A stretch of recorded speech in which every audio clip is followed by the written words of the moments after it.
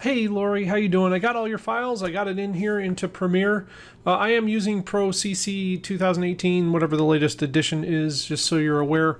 If you get these files back, you will need that version in order to do any editing, I believe. When I loaded your file, it said it was an older version, so you might want to check that, make sure you have the latest version. Anyway, the very first thing that I noticed for the video was it was a little flat, and I can totally, see where you're coming from on that. And so I did some edits. This is my first batch of edits right here. And the first thing I noticed along with that was that there was a lot of background noise, and it's really tough when you're in a machine shop, right? But there are some things you can do to quiet the noise down. So before I play the edits that I have, let's go to like an unedited clip right here. We'll just listen to the audio here for just a second. This is an Nardini ND 1585E.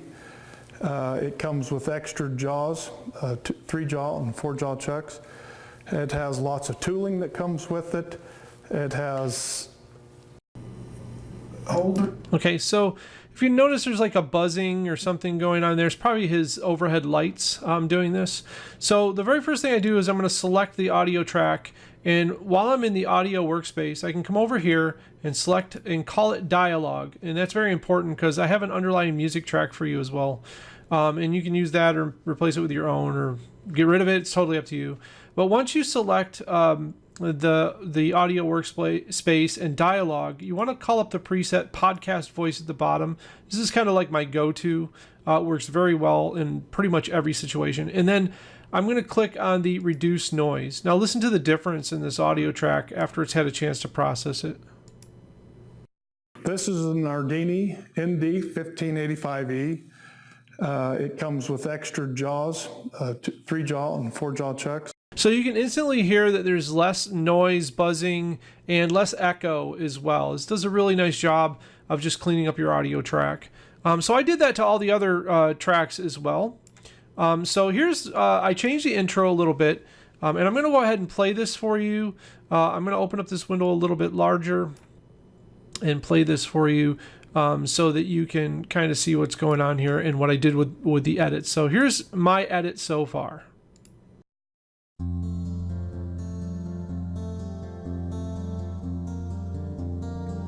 Hi, my name is Dan. Welcome to my machine shop. I'm really looking forward to retirement, so I have decided to put my machine shop up for sale, and I would like to give you a little tour.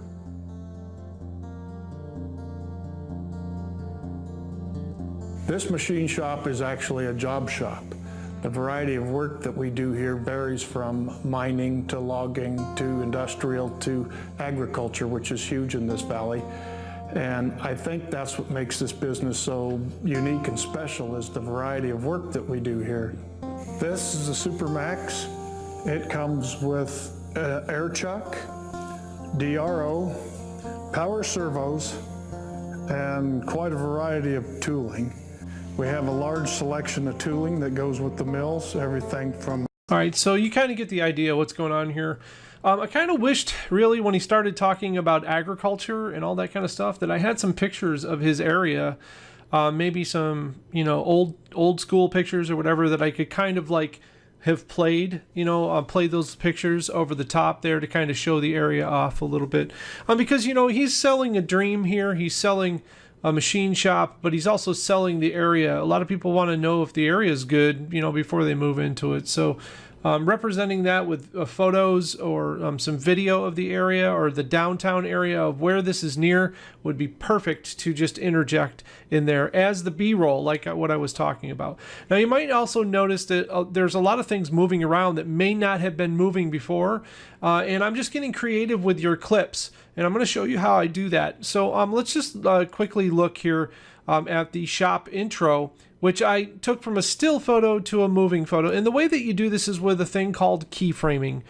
So I'm going to go ahead and select that particular item, and you can see here that there's some stuff going on. And if you look at these little stopwatches up here, they're keyframe, they're toggle animation switches. And what the way this works is that you make a starting frame here. So I have these two that start off at You can see 33% scale and centered. And then I went and made these two at the end that are 59% scale. And as long as I have these keyframes on, the program will automatically animate between those two things. So just as a for instance here, let me drag these back a little bit where you can see them. So here we are at the end. If I wanted to make this bigger, let me just get over those keyframes and watch. I can actually zoom in even more by changing this. And I can change the position as well. So let's make sure that it's really centered up. There we go. And you can even see that there's a little bit of rotation here. So I can also change that as well. So I can make sure that it's perfectly level. And if you really need precise adjustment, holding down the control key while you do this or command key allows you to really get a precise adjustment. So there it is. It's not perfectly centered. Let me get it perfectly centered here. So we get right on that line and right. Looks like that's about centered perfectly. All right, so now if I go ahead and move these to the ends of this sequence, oh, looks like there might have been, all right, might have been a couple of hiding in there. So let's let me just get rid of those two. Let me clear that. I'm right clicking on those, by the way, to clear them. I just move these to the end. These are my edited ones, I think. No, it doesn't. Yeah, that's the edited one. All right. All right. So now you can see that it starts off as your photo coming in and then ends up right on Ken's Machine Shop. And then, so that's how you use keyframing. I'm just changing the scale and I'm changing the position there just to do the zoom in. The transitions that I did here are this white flash transition. The way that they work really is if you zoom in close, you can see if I butt these two up against each other and then I drop the dip to white on there, and then I can grab a hold of the edges and I can make that flash however I want. So it's kind of a smooth flash here. Welcome to my machine shop. I'm really looking forward to retirement. And you can make that a black transition, but what you do is you just bring it down, you drag it down and put it on top, and you'll see that it'll span both of them. And that's how you get that to make a smooth transition between your two images. And I just threw in this music track. You're more than welcome to use it if you want to. These two tracks, okay, this right here is just another one of those panning things that I did with one of your videos. And what I did is, you notice there's no audio track with this. If you want to, you can bring in any video track from your media. So I'm just going to bring one in here for the fun of it. And if you right click on it, you can select unlink. And if you do that, you can remove. I click on the sound and I can remove it. Now I can just use just the video. And I can do anything I want to this video. I could just be panning along the desk. So let's just do a panning shot along the desk here. Let's just start with this. We're going to do scale and position, and then I'm going to zoom way in. Now this is not going to look great because I'm scaling up from 1080p and all that, but you can see here that I can make this my first frame. I can come out here a bit. I'm only going to come out a bit because this is fairly still, and I'll show you how I make it for the whole pan. And then I'm just going to move this down to this side, to the clipboards, and up a little bit, and keep going. There, we're just going to show all of his clipboards. This would be what I would consider B-roll if you didn't shoot any. And now since I have that there, and I'm not changing the scale really, in order to pan over the entire clip, I want to drag these little things all the way to the ends of each of the clips. So there they are at the ends. Okay. All right, now you can see what that's going to look like when it pans. Let's make this window bigger so you can see it. Here we go. Here it comes.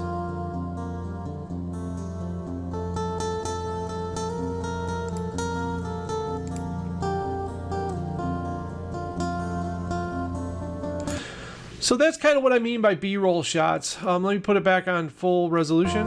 Should look a little bit better there. So that would still be acceptable, I would think, for this video. Now, if you want to put text over the top of that, so I want to show you how to do that, and then we're going to end this video. I want to keep it about 10 minutes. So in the current version of Adobe Photoshop, or Premiere, sorry, in the current version of Premiere Pro, CC 2018. If you just grab a hold of the text machine here and the little tool and you drop it anywhere on that clip, make sure you have that clip selected, by the way, but it's going to create a graphic up here. And this will span as long as you have it over the clip. And then I can just type in this, we just type in this Dan's Machine Shop. Okay, and then you can drag this wherever you want. You can move it around. You can do all sorts of things. Generally, I like to use the same tools as I used before. Up here, I grab a hold of the positioning tool. Say I want to put it here, and I want to position it down a little lower. We can do that. If we want to change the font, we look over here. Let's make this a little smaller. Usually I have this preview and all this stuff. Let's go to editing, by the way. So this makes it a little, yes, that's fine. So we'll go to the editing workspace here, and I got to select that clip again to go back to editing and then get in there. So let's go to effects controls. Okay, so here's like you can change the text color and all this kind of stuff. So if I want to put a drop shadow around this, you could do that. Pretty much anything you really want to do. You can add a shadow there to kind of make it stick out a little bit. I generally like to keep with traditional white lettering. Usually that's, you know, and then we can go ahead and select the type of text that we want here. I've downloaded a bunch. I really like, you know, a good text for today is Futura. That's the one that I use a lot. So let's go to that. And I think Futura Light, yeah, there we go. And then you can go, this condensed, but we're just going to go with regular. So you can see that's a nice text now over the top. And you can kind of position this, you can make the size difference. So we can change the size here. You can make it, you know, make it more sense for the video resolution. You can add, you know, you can add a surrounding stroke around it if you want to put black around the outside edge and control the size of that. That's here. You can see you can control the size of that and so on, depending on what you want to do. I don't get too fancy with text. Today's really, the way they do things today is just more kind of plain. So let's just look at that clip again, and I'll show you how to fade in and out this text, by the way. Just grab a hold of your effects over here and then video transitions, and then you can do cross dissolve, so we can cross dissolve in and we can cross dissolve out. You can even move text around using those keyframes like I told you before, but this will just be let's just have it so there you go, and then the text fades in nicely. And you'll see at the end of the clip that text will fade out.